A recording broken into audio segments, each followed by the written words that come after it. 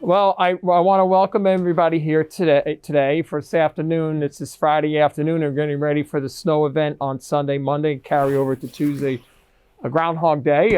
I'm here with the Assistant Director, Jim Perotti, and the Director of Public Works, Guy Kasparian, as well as one of our foremen, Mike Mosier. Right now, what we're looking at is the map of Piscataway on our tracking system. It's broken down into 4 sections. Over here, we have a list of all the active radio systems that are underway right now between trucks and handhelds, which is, Jim, if you might want, it's a safety issue for the employees out there.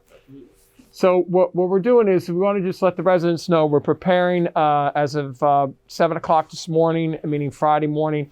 We started the brining operations throughout our community. We will be doing that tomorrow, even though we're having the rabies clinic out there. So that will continue up because the duration of the storm, I think, is going to be long. I think they're projecting now anywhere from 6 to 8 inches at this point to be changed plus or minus. So stay tuned. Jim, Guy, do you have anything you want to add in? Yeah, the only thing I would like to add is we continue to have an issue with on-the-road parking in our snow events. Whenever we need to get out there and plow, which will be the case Sunday night into Monday, we really need to make sure that everyone is off of the road, parked in their driveways, or make other arrangements to move their cars. Yeah.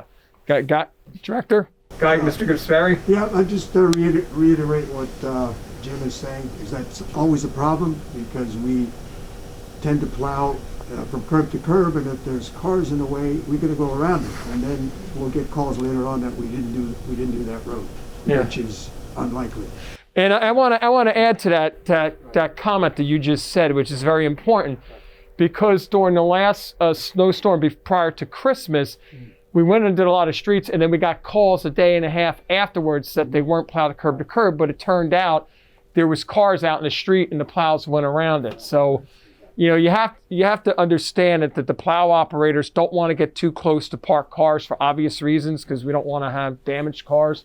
But we're going to have an additional twist this snowstorm because we do have some employees that are down on either COVID or COVID quarantine.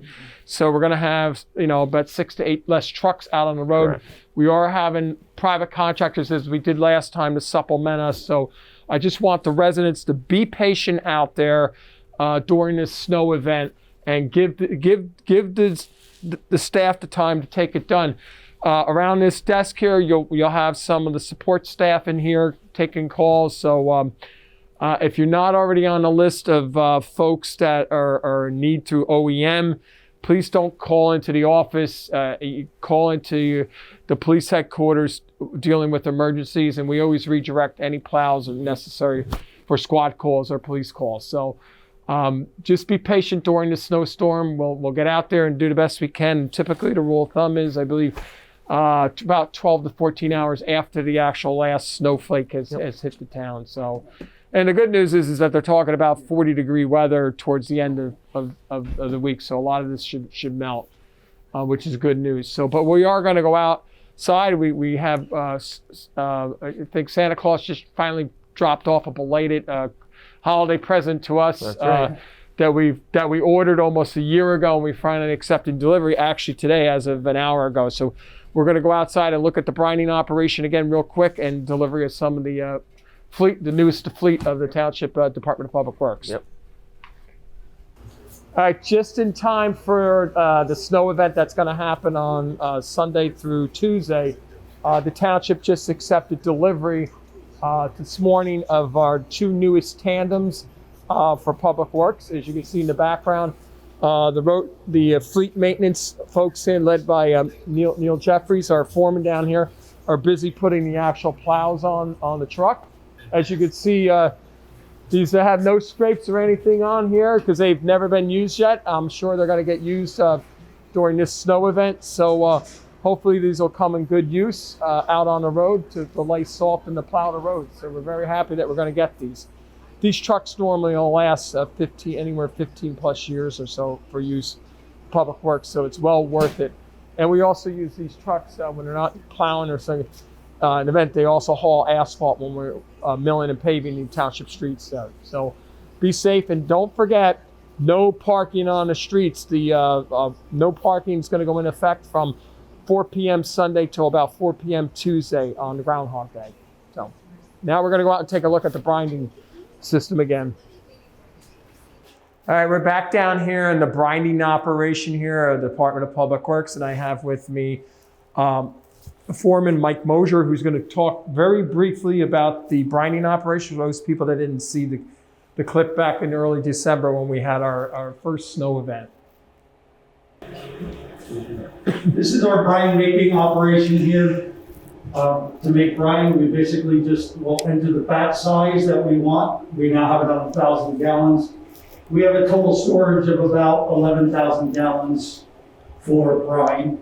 Right now our system's at 5,800 gallons in stock. I can make about 1,000 gallons in 15, 20 minutes, so replenishing the supply is not a big deal.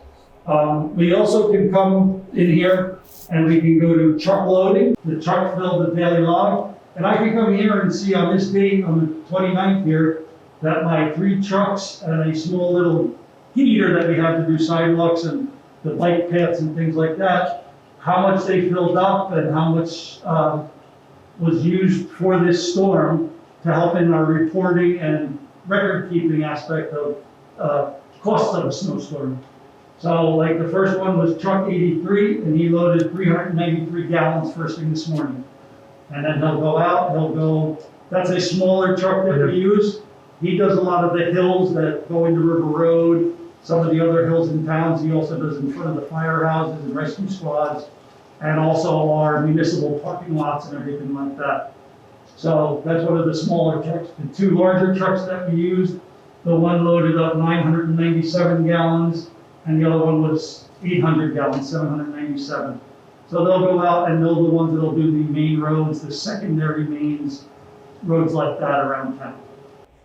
So the significance of the brinding operation, most towns are using it. It's a lot cheaper to use this as a pre-treat than laying down a lot of salt. So when you lay down salt, as you see the spreads, a lot of times it ends up falling off to the side of the shoulders of the roads, and it actually doesn't stay on the lane miles, but where the brine actually does. So, I mean, there is a temperature point where the brine doesn't work, correct me if I'm wrong. I think it's below 25 degrees. Yes, it's around 20 degrees. Yeah, so, but, we're just reminding residents, no matter whether it's pre-treated or not, just be cautious when you're driving out there, because as you know, every road has different condition because there could be ice under it that you don't see black ice. So, Public Works tries to do their best to keep the roads clear. So we just want everybody to be safe while they're out motoring around town.